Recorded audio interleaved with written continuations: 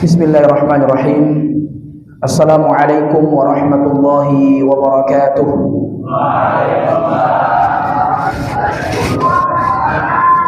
Alhamdulillah. Alhamdulillahi ala ihsanihi wa syukru lahu ala taufiqihi wa imtinanihi. Asyhadu an la ilaha illallah wahdahu la syarika lahu ta'ziman li sya'nihi wa asyhadu anna Muhammadan 'abduhu wa rasuluhu ad-da'i ila ridwanihi. Allahumma salli wa sallim alaihi wa ala alihi wa sahbihi wa ikhwani. Ya ayyuhalladzina amanu taqullaha haqqa tuqatih wa la tamutunna illa wa antum muslimun. Ya ayyuhan nasu taqu rabbakumul ladzi khalaqakum min nafsin wahidah wa khalaqa minha zawjaha wa batha minhuma rijalan katsiran wa nisaa'a wattaqullaha alladzi tasaaluna bihi wal arham innallaha kana 'alaikum raqiba. Ya ayyuhalladzina amanu taqullaha wa qulu qawlan sadida yuslih lakum a'malakum wa yaghfir lakum dhunubakum wa man yuti'illaha wa rasulahu faqad faza fawzan 'azima. Amma ba'du. Hadirin para orang tua kami, ustadz kami dan adik-adik para jamaah yang dirahmati Allah Subhanahu wa taala. Alhamdulillah, kita bersyukur kepada Allah Subhanahu wa taala atas nikmat yang diberikan kepada kita, yaitu nikmat kesehatan, nikmat kesempatan dan nikmat iman dan Islam, yang dimana pada malam hari ini kembali Allah Subhanahu wa taala memberikan kita taufik dan hidayahnya sehingga bisa kita berkumpul di rumah di antara rumah-rumah Allah Subhanahu wa taala. Sesungguhnya keutamaan yang duduk di majelis ilmu telah disampaikan 1400 tahun yang lalu oleh Nabi kita sallallahu alaihi wasallam, di mana zaman tersebut belum ada listrik, belum ada penerangan seperti sekarang ini. Oleh karenanya di antara imam para salafus saleh, karena dahulu tidak ada penerangan seperti ini, yang dimana setiap waktu mau kita kapan kita mau nyalakan bisa kita nyalakan langsung, kita bisa langsung menulis. Maka di zaman para nabi, para sahabat, para salaf, para imam-imam yang menjadi tolak ukur ilmu kita adalah tatkala di malam hari seperti ini tidak ada penerangan bagi mereka, maka tatkala dia mengingat sesuatu atau dia lagi belajar misalnya dan mengingat satu hadis yang mungkin terluput, dia catat pada siang harinya, maka tatkala lewat penerangan yang mungkin hanya sekian detik saja, entah mungkin bulan purnama misalnya kelihatan, atau penerangan-penerangan yang tidak sengaja terlihat, maka para sahabat berlomba-lomba mengambil catatannya, mengambil kertasnya. Untuk apa? Dia catat ilmu yang tidak sengaja teringat di otak mereka. Alhamdulillah, hari ini kita dengan berbagai kemudahan yang Allah Subhanahu wa taala berikan, kita bisa menimba ilmu, menuntut ilmu bahkan dari jarak yang jauh. Kata Nabi sallallahu alaihi wasallam dalam hadis yang sahih, beliau mengatakan, majtama'a qaumun, tidaklah suatu kaum berkumpul, atau tatkala suatu kaum itu berkumpul, majtama'a qaumun fi baitin min buyutillah, tidaklah suatu kaum, suatu jamaah, suatu kelompok berkumpul seperti ini, bukan sendiri-sendiri, bukan sembunyi-sembunyi, tapi apa? Dia hadir, dia bersama dengan ikhwahnya, dia bersama dengan kawannya. Tatkala hadir di majelis ilmu, tatkala dia melihat flyer, melihat iklan majelis ilmu, dia menyebarkannya, dia mengajak sahabat-sahabatnya, wahai sahabatku, mari kita ke kajian, mari kita ikut taklim, mari kita, subhanallah, dan begitu banyak ajakan kebaikan yang lainnya yang sepatutnya kita sebagai kaum muslimin, sebagai orang yang berislam, kita harus meninggikan nilai mengajak tersebut. Karena kata Nabi sallallahu alaihi wasallam, "Man dalla ala khairin falahu ajru mithla fa'ilihi." Atau kama qala Nabi sallallahu alaihi wasallam. Beliau mengatakan, barang siapa yang menunjukkan kepada suatu kebaikan, falahu ajru mithla fa'ilihi, maka tatkala orang yang dia ajak itu melakukan kebaikan, melakukan ihsan, dia salat, dia melakukan ketaatan kepada Allah, falahu ajru mithla fa'ilihi, maka dia mendapatkan pahala sesuai dengan pahala orang yang melakukan karena asbab dia. Maka jangan kita anggap remeh share-share flyer, share-share poster kajian, share-share ilmu, karena tatkala dia melakukannya, dia mempraktekkannya, kita mendapatkan pahala asbab dia. Subhanallah. Fi baitin min buyutillah, di rumah di antara rumah-rumah Allah. Mereka berkumpul di rumah seperti kita ini di masjid. Masya Allah. Yatluna kitab Allah. Apa yang mereka lakukan di rumah Allah? Makanya kata para ulama, tatkala orang-orang hadir di majelis ilmu dan dia hadir di rumah di antara rumah-rumah Allah itu di masjid, maka dia mendapatkan begitu banyak keutamaan yang nantinya insyaallah kita akan sebutkan, yang dimana tatkala dia belajar di tempat yang lain selain di majelis ilmu, selain di masjid, maka dia tidak mendapatkan keutamaan tersebut.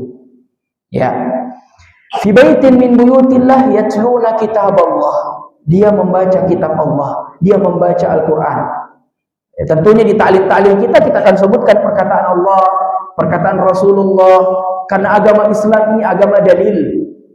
Agama Islam ini agama dalil, bukan agama yang dibangun di atas pendapat kita masing-masing, bukan agama yang dibangun di atas logika kita.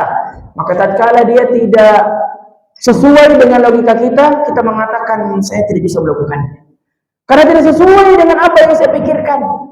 Contohnya, kalau kita sholat kemudian tidak sengaja kita buang angin, kentut misalnya, apa yang kita lakukan? Apa yang disuruh sama kita? Berwudu, memperbarui wudu. Tak, ini secara logika kok wudu sih? Kenapa wudu disuruh Ki? Kan tempatnya keluar angin itu di dubur. Kenapa bukan cebok?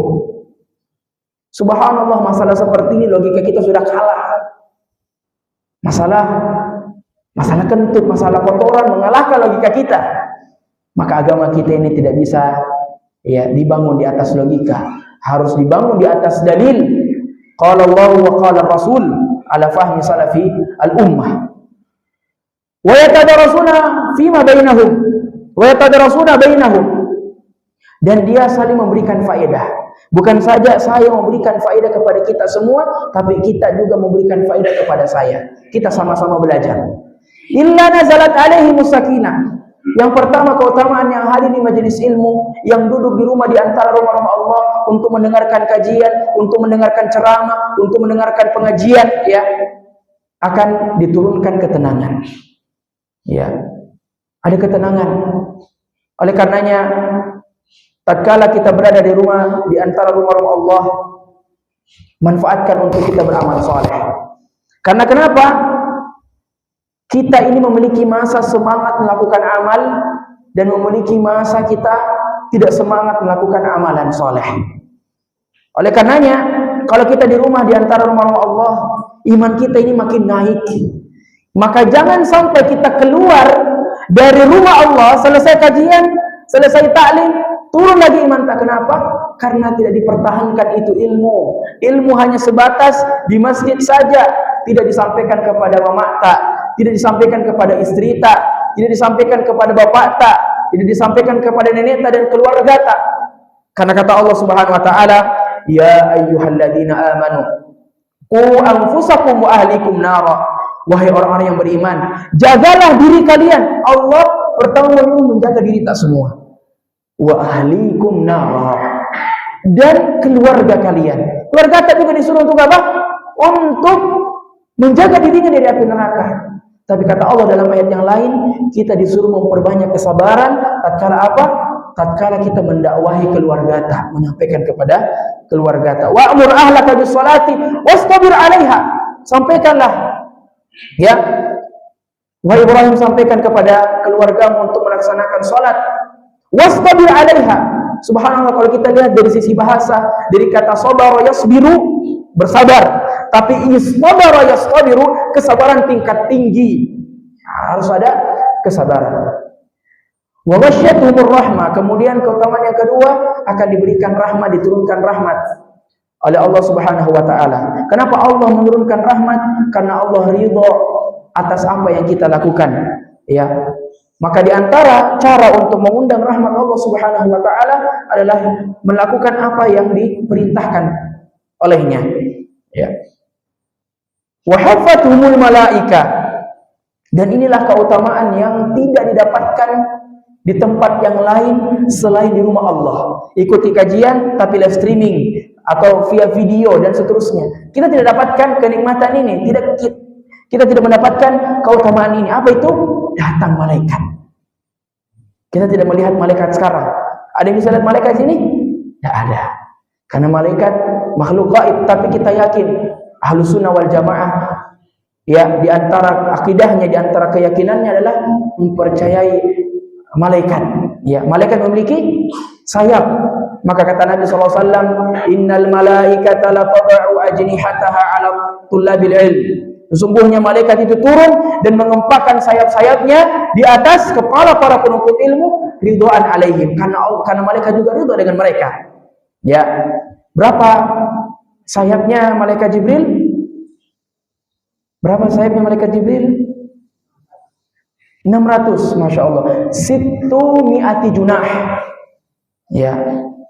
Bagaimana cara mereka turun? Mereka itu memanggil. Taqufu ala tayaran. Mereka itu terbang, kemudian ingin melimpahkan rahmat Allah Subhanahu wa taala kepada seluruh manusia. Tapi tatkala dia melihat majelis ilmu, dia turun di majelis ilmu tersebut dan memanggil teman-temannya, halummu ila hajatikum. Ya, apa yang kamu cari? Wahai kawan-kawanku, marilah, kemarilah, yang kamu cari semua ada di sini, di majelis ilmu. Maka kita harus bersemangat untuk hadir di majelis ilmu. Yang terakhir, wa dzakarahumullahu fi man 'indah. Dan Allah Subhanahu wa taala akan menyebut nama kita. Nama yang hadir ini sekarang ini akan disebut nama kita di hadapan para malaikatnya. Subhanallah, ini keutamaan majelis. Baru satu hadis yang kita sampaikan, belum lagi hadis-hadis yang lain. Ya, maka kata para ulama, cukuplah dengan hadis ini membuat kita semangat untuk hadir di majelis ilmu. Ya, dan ilmu tidak terbatas. Oleh karenanya orang yang sudah doktor, udah profesor, ya, tidak ada batas mereka untuk belajar. Harus belajar terus. Ya, buku itu harus dibaca. Tidak ada batas untuk kita tidak membaca buku. Buku itu harus selalu dibuka. Al-Quran harus selalu dibuka. Tidak ada kata berhenti dalam menuntut ilmu, apalagi menuntut ilmu agama. Ikhwatal iman wal Islam, para jamaah salat maghrib yang rahmatullah Subhanahu wa ta'ala, Masjid Khadijah, Masya Allah, perjalanan begitu luar biasa. Saya datang dari kota Bulukumba, perjalanan sekitar 1 jam, naik motor, kita lalui jalanan-jalanan. Sempat sama tim media saya, beliau mengatakan tidak nyasar rezeki Ustaz, ya, karena jalanan begitu sepi, di sampingnya rawa-rawa. Kebetulan di belakang kami ada mobil, makanya beliau bilang kita pelan-pelan saja. Jadi kalau terjadi sesuatu, setidaknya ada yang tolong di belakang. Tapi kita nak tawakal Allah. Insyaallah kalau kebaikan kita gaskan. Ya, maka kami alhamdulillah perjalanan selamat, lancar, meskipun tadi perjalanannya jalanan yang kurang mendukung. Ya, alhamdulillah kita bisa sampai membersamai kita para jamaah sekalian. Taib, Khadijah, ya, saya mengingat apa yang Nabi SAW lakukan kepada Khadijah binti Khuwailid, istri pertama Nabi. Istri pertama, berarti ada istri kedua, istri ketiga, istri keempat, dan sampai 9 istri beliau. Khadijah begitu banyak berjasa begitu banyak jasanya kepada Nabi Shallallahu Alaihi Wasallam, terkhusus dalam kiprah dakwah beliau. Beliaulah wanita pertama yang mengimani dan meyakini kenabian Nabi kita Shallallahu Alaihi Wasallam. Bayangkan Nabi, bapak sekalian dan para jamaah, beliau itu di zaman tatkala pergi ke Gua Hira, itu berbulan-bulan di sana. Apa yang dilakukan? Beliau beristighfar. Kenapa beristighfar? Karena melihat di kota Mekah begitu banyak aneh, begitu banyak kemaksiatan yang terjadi. Maka beliau bingung dan menyendiri, beristighfar dan mentadaburi kenikmatan yang Allah berikan. Maka tatkala dia balik ke Gua Hira, dari Gua Hira, dia kaget, ya. Khadijah kaget dengan apa yang Nabi Shallallahu Alaihi Wasallam alami, karena sudah didatangi dengan malaikat Jibril, ya, dengan malaikat Jibril, ya, sudah disuruh membaca, ya, Iqra ma'ana biqari'in, Iqra, baca lagi. Kata Nabi SAW, ma'ana biqari'in, saya tidak bisa membaca, buta huruf, ya, tidak bisa sama sekali membaca. Sampai Nabi dipeluk dengan pelukan yang sangat erat, sangat kuat, ya, sampai membuat dada Nabi kita Shallallahu Alaihi Wasallam sesak, ya. Maka Khadijah tatkala Nabi SAW pulang dengan, ya, kurang lebih waktu yang begitu lama, barulah Nabi SAW pulang, dan tatkalanya pulang langsung banyak kejadian. Ada apa suami muda apa? Tapi apa yang dilakukan Khadijah? Khadijah langsung menyambut suaminya dan menolak suaminya.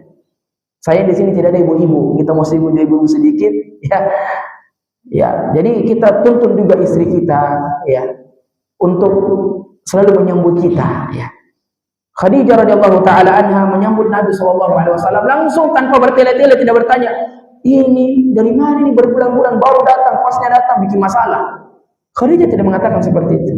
Khadijah, ada apa dengan, bahkan beliau memuji Nabi sallallahu alaihi wasallam, ya, karena Nabi khawatir dengan apa yang tadi disaksikan oleh. Maka Khadijah mengatakan, sesungguhnya wahai Muhammad, wahai suamiku, tidak ada yang dapat memberikan engkau celaka, tidak ada yang dapat memberikan engkau keburukan. Kenapa? Karena engkau ini orang baik, orang yang selalu membantu orang susah, engkau selalu menyambung tali silaturahim, maka tidak ada yang dapat memberikanmu keburukan, tidak ada yang dapat memberikanmu celaka. Ini respon Khadijah radhiyallahu taala anha tatkala menyambut kedatangan Nabi SAW setelah begitu lama bertahanus, menyendiri di Gua Hira. Dan terakhir sebelum kita masuk ke materi, bahwa di antara kebaikan Nabi SAW kepada Khadijah tatkala Khadijah masih ada, ya, belum wafat, beliau tidak menikah kepada siapapun selama 20 tahun. Jadi Nabi di antara bentuk kebaikan beliau dan ingin membalas kebaikan Khadijah, karena beliau yang mengcover dakwah Nabi, ya, beliau yang membantu perkembangan dakwah Nabi Shallallahu Alaihi Wasallam. Maka beliau tidak ingin menikah dengan siapapun. Nanti setelah wafatnya Khadijah barulah Shallallahu Alaihi Wasallam menikah. Kebaikannya sangat luar biasa, bapak sekalian. Tidak menikah 20 tahun. 20 tahun tidak menikah kepada wanita yang lain. Kenapa? Karena saking cintanya Nabi kepada Khadijah dan ingin membalas kebaikan Khadijah. Kita juga, ya, tidak harus dengan istri kita, orang-orang lain yang pernah berbuat baik kepada kita, jangan kita lupakan. Kata Nabi sallallahu, "Man ata minkum ma'rufan fakafi'uh." Barang siapa berbuat baik dengan kalian, fakafi'uh, maka balaslah. Balas semampu kalian. Fa illam tastati' aw fa illam tajidu ma tukafi'uhu, akan tetapi kalau engkau tidak mampu untuk membalasnya, fad'u lahu, maka doakan. Jadi ada yang berbuat baik dengan kita tidak bisa membalasnya, ya, maka kita doakan, jazakallahu khairan. Tayyib. Tema kita pada malam hari ini, ya, adalah tentang saat kita lelah mengejar dunia. Tatkala kita mengejar sesuatu, kita tentu capek, letih. Ya, kami saja tadi yang mendaki, ya lumayan menguras tenaga sedikit. Apatah lagi masalah dunia, kullu. Tentang dunia semuanya tentu apa? Capek. Bapak-bapak kalau kerja dari pagi sampai jam 2 capek atau tidak? Capek.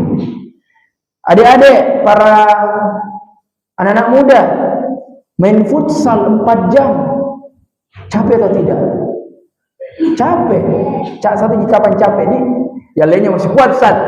Ya, saya ada kawan atlet di Nrekang, ya, dia futsal lama sekali. Ya, dia itu ada saya safari dakwah juga, kalau izin Ustaz saya ada futsal dari jam 8 sampai jam 12 itu dia main. Subhanallah, capek pastinya. Istri kita juga capek, ya. Semua kita capek. Kita capek hidup di dunia ini, kita ingin pulang saja. Tapi pertanyaannya, apakah bekal kita sudah ada? Ya. Kita melihat kehidupan para sahabat, para salafus saleh, Nabi Shallallahu Alaihi Wasallam, bagaimana kehidupan mereka? Apa yang menghiasi kehidupan mereka? Ya, apakah mereka mengeluh capek? Apakah mereka mengeluh saya letih? Tidak. Untuk kehidupan akhiratnya tidak ada kata letih. Untuk sesuatu yang akan bermanfaat untuk akhirat kita tidak ada kata letih, tidak ada kata capek. Istilah kita gaskan terus kebaikan tersebut. Oleh karenanya, para sahabat dan para sahabiyat, tatkala mereka diberikan kabar gembira dengan surga. Ya, oleh karenanya, kenapa orang istiqomah itu diberikan kabar gembira dengan surga? Karena istiqomah itu capek. Capek. Manusiawi, fitrawi kita capek juga ibadah. Bangun tengah malam jam 3. Mungkin kita yang kantor mungkin baru pulang jam 10, jam 11, bangun lagi jam 3 sholat. Capek atau tidak? Capek. Itu fitrawi. Kemudian ternyata jam 3-nya sampai jam 5 tidak tidur membaca Quran. Kemudian sholat subuh di masjid. Kemudian duduk lagi di masjid sampai waktu syuruk, ngaji, dzikir. Kemudian itu berangkat lagi kerja. Capek atau tidak? Capek. Tapi tatkala orang diberikan kabar gembira surga, wa abshiru bil jannah allati kuntum tu'adun, kata Allah, berikanlah kabar gembira kepada mereka dengan surga yang mereka impikan, yang mereka dambakan. Dia kata capek. Di antaranya kisah seorang sahabiat, ya, yang sakit. Orang sakit juga capek baring, capek minum obat, capek ini, capek ke dokter. Bapak saya rahimahullah penyakit stroke, wafat tahun 2021 karena COVID. Ya. Saya lihat bapak saya capek juga, kasihan. Ya, mundar-mandir rumah sakit, fisioterapi dan seterusnya. Tapi begitulah kehidupan. Capek memang. Sahabat ini sakit, punya penyakit epilepsi. Apa itu penyakit epilepsi? Istilah kita penyakit mati-mati ayam, apa namanya? Chicken dead, apalah. Itulah namanya. Nah, ya, anak muda ketawa kan anak tahu ya. Ya. Wanita ini subhanallah mengadu kepada Nabi sallallahu alaihi wasallam. Ya, mengadu kepada Nabi sallallahu alaihi wasallam dan menceritakan apa yang dia alami. Wahai Rasulullah, sesungguhnya saya memiliki penyakit yang ini. Ya, sahabat ini curhat kepada Nabi. Kemudian Nabi sallallahu alaihi wasallam mengatakan, apakah engkau ingin disembuhkan? Ya, tentu yang mengatakan, na'am, saya ingin disembuhkan ya Rasulullah. Tapi kalau saja engkau bersabar, maka engkau mendapatkan surga. Kalau saya doakan, insya Allah kamu akan sembuh. Tapi kalau kamu bersabar, surga ganjarannya. Kalau kamu bersabar, artinya saya tidak usah doakan, tapi bersabar maka saja surga bagimu. Maka sahabat ini mengatakan, kalau begitu saya bersabar saja ya Rasulullah. Bayangkan ini, Nabi sudah mau doakan, tapi Nabi masih memberikan opsi yang lain. Ya, ini sudah capek dengan penyakitnya. Ya, bagaimana itu orang kalau sakit epilepsi tiba-tiba begini? Ada kawan saya di pondok dulu pernah main basket itu hari ekskul, tiba-tiba penyakit epilepsinya kambuh, jatuh, ya. Tiba-tiba jatuh, ada luka besar di jidatnya dan banyak luka-lukanya. Saya bilang capek juga ini orang sakit begini. Ya, harus ini seterusnya. Maka sahabat ini mengatakan, saya bersabar saja ya Rasulullah karena surga. Orang mukmin diberikan kabar gembira surga, tidak ada kata capek. Dia mengatakan surga saja. Tapi ada satu doa yang diminta saat kepada Rasulullah. Tapi tolong doakan saya Rasulullah, ya, semoga tatkala penyakitku ini kambuh, auratku tertutup. Ya, karena ini soal adiat. Orang kadang tidak sadar kalau sudah misalnya kambuh penyakitnya, dia tidak sadar. Ya mau tidak mau ya dia pasrah dengan keadaannya. Tapi sahabiat ini meminta kepada Nabi Shallallahu Alaihi Wasallam untuk apa? Untuk ditutup auratnya tatkala penyakitnya kambuh.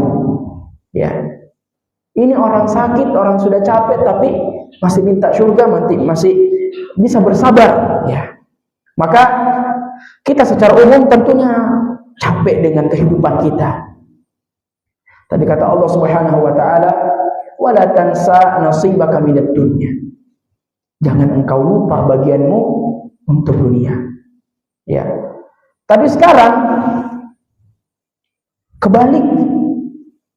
Jangan lupakan duniamu, jalankan duniamu, tapi jangan lupa akhirat. Harusnya kan apa? Akhirat itu jangan lupa. Artinya kau tetap melakukan kewajibanmu untuk akhiratmu, tapi dunia jangan kamu lupa. Tapi sekarang dibalik jamaah sekalian. Jangan lupa duniamu, tetap engkau melakukan dunia dan seterusnya, tapi akhiratmu kamu jangan juga melupakannya. Artinya yang dijadikan sesuatu yang penting adalah dunianya dibanding akhiratnya.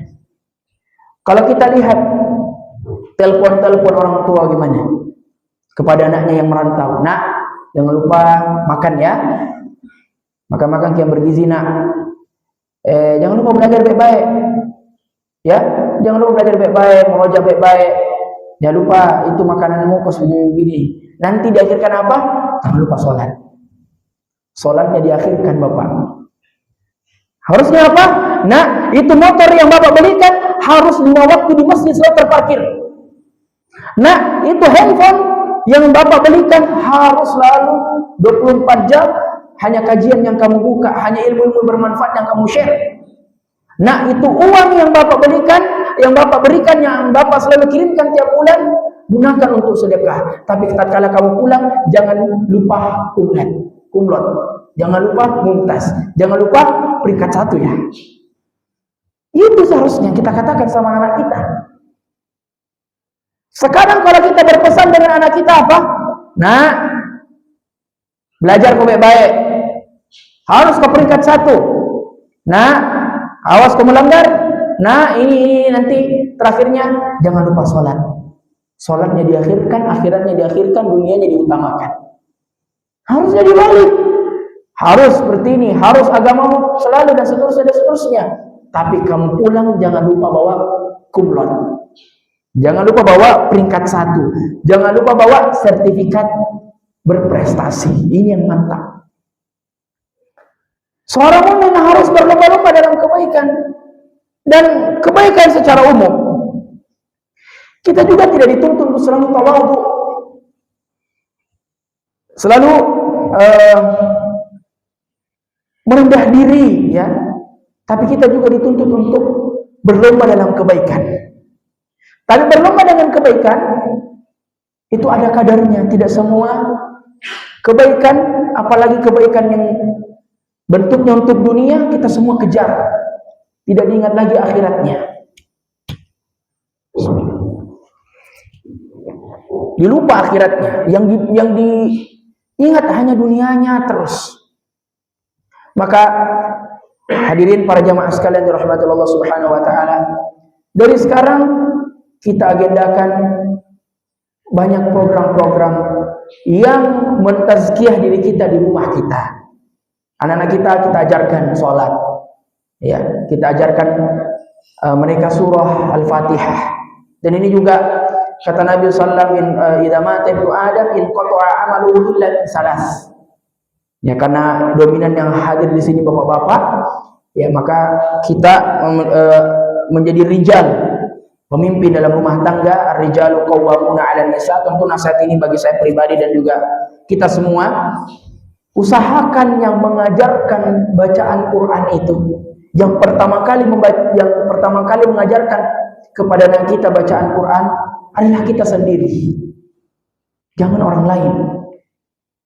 Ini juga anak-anak muda yang mungkin bapaknya tidak hadir di sini, sampai ke bapak, Pak, dia bilang tadi itu Ustaz, kita harus ajari ke baca Quran. Kenapa? Supaya pahalanya itu ngalir ke kita terus. Jangan diserahkan lagi kepada guru mengaji, guru TPA dan seterusnya. Kita yang ngajar ki. Supaya apa? Kalau meninggal ki nantinya, itu pahala bacaan Quran anak tak itu mengalir terus sama kita.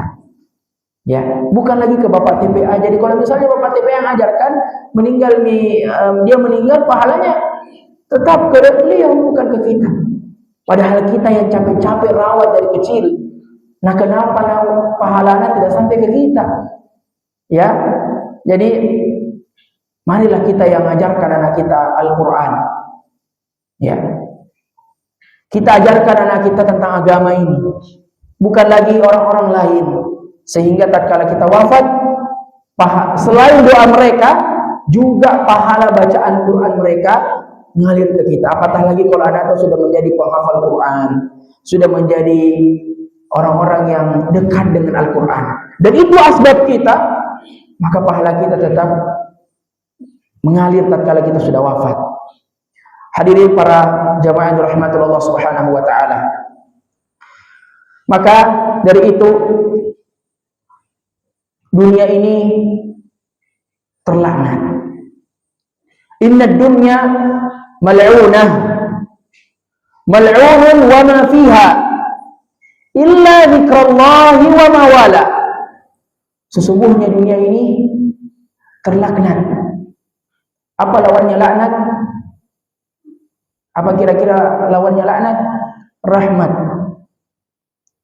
Berapa rahmatnya Allah? 100.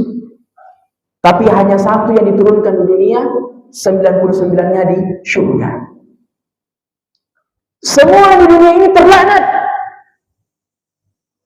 Apa yang kita miliki terlaknat. Jabatan yang kita miliki terlaknat. Anak-anak yang kita miliki terlaknat. Semuanya terlaknat. Apakah ada pengecualian? Ada. Apa itu?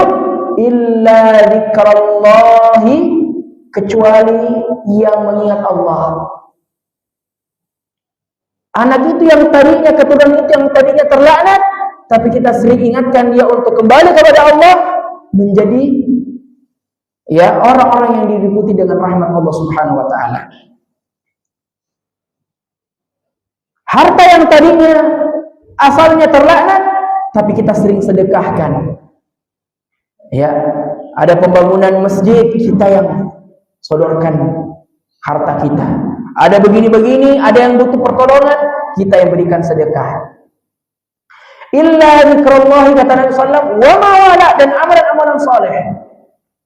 Amalan-amalan yang kecil, amalan-amalan yang besar, semuanya amalan saleh. Maka kata Nabi sallallahu alaihi wasallam, la tahqiranna minal ma'rufi syai'a walau an talqa akhaka biwajhin talqin. Jangan engkau meremehkan semua kebaikan. Apapun kebaikan jangan engkau remehkan. Nabi berikan permisalan. Apa permisalannya? Meskipun engkau bertemu dengan saudaramu dengan senyuman. Berarti senyuman ini sesuatu yang sulit. Senyum sulit ternyata. Karena Nabi SAW meremehkan hal tersebut. Sulit tidak senyum? Sulit senyum sama saudara tak dan seterusnya. Kadang ada orang sulit memang, karena hatinya keras. Ya. Maka perbanyak amalan soleh. Entah amalan itu kita menyingkirkan batu yang menjadi penghalang di jalanan. Entah kita memberikan makan kepada orang-orang, bahkan tetangga. Ya, kata Nabi SAW, "Idza tabakhta marqatan fa'akthir ma'aha wa ta'ahad jiwanak." Kalau engkau memasak makanan yang berkuah. Ya, idza tabakhta maraqatan fa'akthir ma'aha, maka kuahnya kasih banyak. Wa ta'ahad jiranak, dan bagi kepada tetangga-tetangga. Kenapa biasanya istri kita kalau masak baunya tercium keluar, dan mungkin tetangga kita belum makan hari itu, mungkin ekonominya masih sulit dan tidak bisa memberi ya bahan-bahan pangan misalnya, maka kita dituntut untuk apa? Membagi makanan tersebut. Jadi subhanallah, dalam Islam ternyata hidup bertetangga juga diatur. Maka indahnya Islam ini. Kata Allah Subhanahu wa taala, "Wabtaghi fima ataqallahu daral akhirah wa la tansa nasibaka minad dunya." Tadi kita sudah sebutkan. Dan carilah apa yang telah Allah anugerahkan kepadamu, dan janganlah kau melupakan kebahagiaanmu dan kenikmatan duniawimu. Kemudian kata Nabi SAW, ya, istamil ma wahabakallahu min hadal mal al-jazil wa ni'mat ta'ilah. Gunakanlah yang telah Allah anugerahkan untukmu dari harta dan nikmat yang besar untuk taat kepada Rabbmu, dan membuat dirimu semakin dekat pada Allah dengan berbagai macam ketaatan. Dengan ini semua engkau dapat menggapai pahala di kehidupan akhirat. Ya. Jadi apa saja yang bisa mendekatkan kita kepada Allah, lakukan. Apa saja yang bisa ya mendekatkan diri kita kepada Allah, perjuangkan. Termasuk kita bekerja, bagi kita yang diberikan pekerjaan dan dari situ kita mendapatkan penghasilan, perhatikan niat. Jangan sampai hanya rutinitas saja.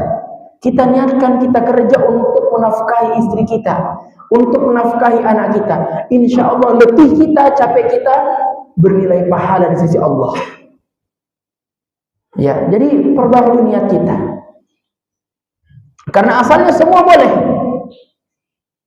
Bagi anak muda yang sering futsal, yang sering main bola dan seterusnya, niatkan itu permainannya antum untuk mengembalikan kekuatan, dan kekuatan tersebut antum lakukan untuk ketaatan kepada Allah.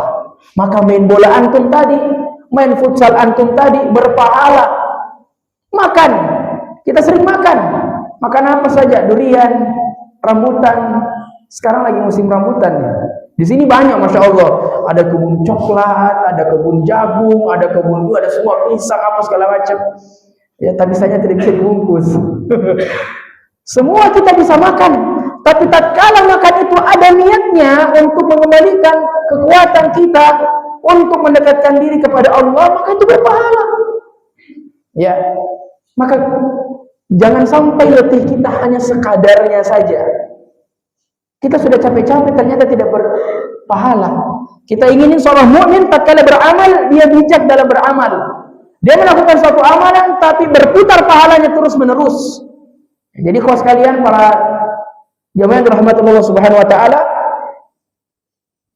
kita mencari apa saja peluang-peluang yang bisa kita gunakan untuk menambah pundi-pundi amalan kita di akhirat kelak.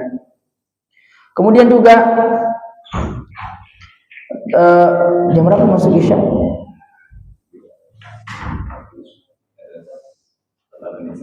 8 menit. Baik. Di akhir ayat yang kita kaji tadi, wala tansa nasibaka minad dunya, Allah mengatakan wa ahsin kama ahsanallahu ilaik wala tabghil fasada fil ard innallaha la yuhibbul mufsidin. Jadi tadi kita diperintahkan untuk jangan lupa juga dunia. Akhirat tetap jalan, dunia juga tetap jalan. Tapi akhiratnya kadarnya kita kasih banyak daripada dunianya. Tapi Allah kemudian menutup ayat tersebut wa ahsin kama ahsanallahu ilaik, dan berbuat baiklah kepada orang lain ya, sebagaimana Allah telah berbuat baik kepadamu. Wala tabghil fasada fil ard innallaha la yuhibbul mufsidin, dan janganlah kamu berbuat kerusakan di bumi, sesungguhnya Allah tidak menyukai orang-orang yang berbuat kerusakan. Maka ayat ini memerintahkan kita untuk berbuat baik kepada orang yang lain, membantu orang yang lain. Dan kata Nabi SAW, min afdhalil a'mal idkhalus surur ala qulubil muslim. Di antara amalan yang paling afdal adalah memasukkan kebahagiaan di hati saudara kita yang muslim. Dan Allah merintahkan kita ini, wa ahsin kama ahsanallahu ilaik, berbuat baik kepada orang sebagaimana Allah berbuat baik padamu. Maka di antaranya adalah kita memberikan kebahagiaan kepada saudara kita. Senyum tatkala ketemu, salaman ketika ketemu, ya. Kalau kita kelebihan rezeki kita bagi dengan mereka. Amalan-amalan yang apa? Idkhalus surur ala qulubil muslim. Termasuk kalau kita kehidupan asrama di Stiba misalnya, di antara cara idkhalus surur ala qulubil muslim adalah membersihkan WC. Ya, karena insya Allah kalau WC yang bersih, hati tenang. Ada di antara kawan saya, sekamar saya disatu-sakan sekarang, ya, karena kadang kami agak lama tidur, ya biasa jam 12, jam 1, kami kadang menyaksikan beliau sendiri yang membersihkan koridor WC. Tidak ada orang yang lihat, Pak. Sendiri, saya juga coko-coko jadi kita, oh Masya Allah. Karena apa? Idkhalus surur ala qulubil muslim. Ingin memasukkan kebahagiaan pada hati saudaranya. Jadi ada saudaranya masuk, teman saya masuk, BH wanginya di WC, harumnya ini WC. Orang bahagia, tambah enak lagi mandi, tambah enak melakukan aktivitas di dalamnya. Idkhalus surur ala qulubil muslim. Di antaranya tut'imut ta'am, memberikan makan, traktir. Ya, ditraktir temannya makan bakso, makan apa. Anak-anak muda ya, ada nyentum, ada wanita, ya, ada lebih sedikit traktir temannya. Ya, saya ada kawan di Makassar, beliau orang sangat baik. Di antara kebaikannya yang saya tahu, semoga Allah menerima kebaikan beliau, dia punya adik kelas saya di pondok, dia berikan iPhone. Harganya 9 juta lebih. Saya tanya, kenapa kau berikan dia? Supaya anak pakai, karena rusak nih HP-nya. Saya bilang, kenapa dia diberikan yang 1 juta sekian-sekian? Ya, alhamdulillah ada rezeki Allah kasih, ya saya berikan yang terbaik. Dan memang kalau kita berbuat baik sama orang, berikan yang terbaik. Jangan yang sudah basi, sudah rusak. Karena Allah mengatakan, watlu alaihim naba'a bani Adam bil haqq idh qarraba qurbanan fatuqabbala min ahadihima wa lam yutaqabbal min al-akhar. Bacakanlah kepada mereka kisahnya Nabi Adam, anak-anaknya. Watlu alaihim naba'a bani Adam bil haqq. 2 anaknya Nabi Adam, Qabil dan Habil. Tatkala itu ingin menikahi seorang wanita yang saudarinya sendiri, tapi Allah menyuruh untuk apa? Memberikan persembahan. Siapa persembahannya yang terbaik? Dia berhak menikahi wanita tersebut. Maka Qabil memberikan persembahan yang jelek, yang tidak pantas, yang sudah rusak. Kemudian Habil memberikan yang terbaik dengan hasil perjuangannya, hasil jerih payahnya. Maka Allah menerima persembahan dari Habil. Qabil tidak diterima. Maka Qabil mengatakan, la aqtulannak, saya akan membunuhmu. Ya. Di sini Allah Subhanahu wa taala ingin mengajarkan kepada kita, apalagi persembahan untuk Allah, pakai yang terbaik. Ya. Untuk sama manusia saja kita diperintahkan untuk wa ahsin kama ahsanallahu ilaik, berikan yang terbaik, apatah lagi untuk Allah Subhanahu wa taala. Ya. Kemudian yang kedua, di antara cara untuk idkhalus surur ala qulubil muslim adalah membayarkan utangnya tanpa diketahui sama pemilik, sama yang berutang. Dan ini tingkat yang paling tinggi, subhanallah. Kita bayarkan utangnya saudara tak tanpa sepengetahuannya. Bahagia tidak orang itu kalau dibayarkan utangnya? Bahagia. Ini luar biasa. Utangnya 1 juta, dia sudah pikir, insya Allah nanti kalau awal bulan ini saya bagi-bagi set. Ternyata tatkala dia mau bayar, selesai. Sudah dibayar sama si fulan. Bahagia tidak? Bahagia tentunya. Ya. Ini diantara contoh kebaikan yang Nabi SAW sebutkan. Ya, mudah-mudahan kita bisa praktekkan. Yang mungkin bagi kita yang bisa kita praktekkan adalah it'amut ta'am, memberikan makan.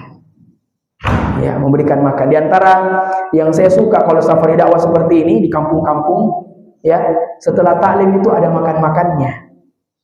Ya, dan kita doakan kepada orang-orang yang memberikan makanan tersebut, semoga Allah berikan balasan yang terbaik. Ya, jazakumullahu khairan.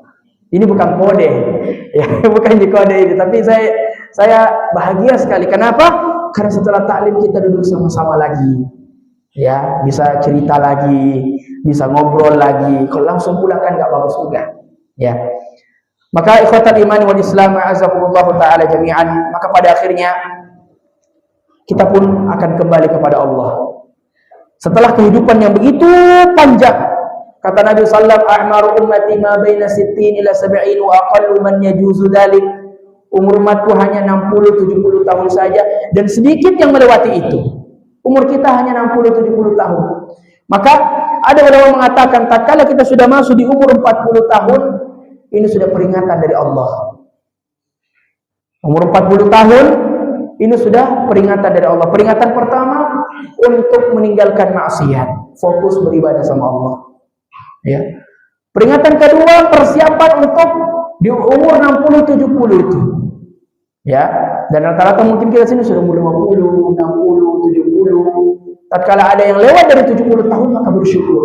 Ternyata Allah Subhanahu wa taala masih memberikan kita kesempatan untuk hidup lagi di esok harinya, untuk hidup lagi di tahun setelahnya. Maka pada akhirnya kita akan kembali kepada Allah, ya.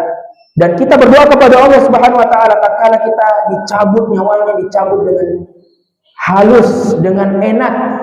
Kemudian tatkala kita dimasukkan ke dalam alam barzakh, kita bisa menjawab pertanyaan para malaikat yang akan mendatangi kita. Karena kata Nabi SAW, siapa yang dimudahkan pada perkara tersebut, dimudahkan pada langkah pertama tatkala dia masuk di alam barzakh, maka Allah akan mudahkan perjalanan setelahnya. Maka kita berdoa kepada Allah. Maka di antara sunnah tatkala kita sudah menguburkan mayit jenazah adalah beristighfar untuknya. Istaghfiru li akhikum was'alullaha lahu at-tathbit fa innahu an yus'al. Kata Nabi, mohonkan ampunlah untuk saudaramu, ya. Karena dan mintalah keteguhan kepadanya supaya lancar tatkala ditanya, ya. Karena sekarang dia sudah ditanya sama malaikat munkar dan nakir, man rabbuka, man nabiyyuka, man dinuka, dan seterusnya. Sekarang mungkin kita bisa jawab, tapi di akhirat sulit untuk kita jawab. Demikian kajian kita pada malam hari ini. Semoga ada manfaatnya, manfaat untuk kami pribadi dan juga para jamaah sekalian. Semoga Allah Subhanahu wa taala mempertemukan kita kembali di pertemuan selanjutnya, dan semoga Allah mempertemukan kita kembali ke dalam surga firdausnya. Allahumma amin. Subhanakallahumma wa bihamdik, nashhadu an la ilaha illa anta wa nastaghfiruka wa natubu ilaik. Wassalamu alaikum warahmatullahi wabarakatuh.